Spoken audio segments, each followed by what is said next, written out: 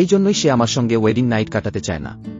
তাই আমাকে ওর জন্য কোনো টনিক কিনতেই হবে। তারপর সে স্টোরে গিয়ে দোকানদারকে বলে, আমাকে এমন একটা ওষুধ দিন যেটা স্বামীকে সুস্থ রাখবে রাত কাটানোর সময়। ঠিক তখনই পাশে থাকা কিছু হার্বাল মেডিসিন গাছ বলতে থাকে, তুমি আমাকে নাও, আমি খুব উপকারে আসব।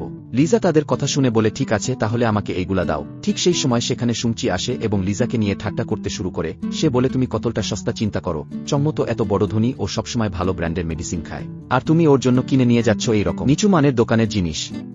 লিজা বলে, আমাদের মধ্যে এখন কোনো পার্থক্য নেই, আমরা এখন বিবাহিত। সুংচি রেগে বলে, চম্মু শুধু তোমার সাথে খেলছে, যখন তার ইচ্ছা শেষ হয়ে যাবে তখন সে তোমাকে ছেড়ে দেবে। লিজা বলে, কিন্তু আপাতত আমি তো ওর জন্য নতুন, আর তুমি তো ওর পুরনো বন্ধু, আমার তো মনে হয় না চম্মু তোমার প্রতি আগ্রহী, কারণ তুমি তো ওর জন্য এখন পুরানো হয়ে গেছো, তাই না? তাদের মাঝে কথা কাটাকাটি চলছিল।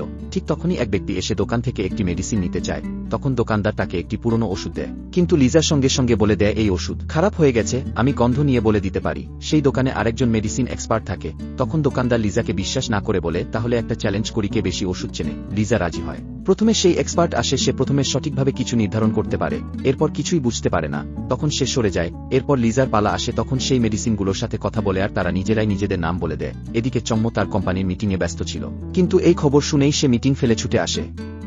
সম্পূর্ণ মুভিটি দেখতে চ্যানেলের বায়োতে ইউটিউবের লিংক দেয়া আছে।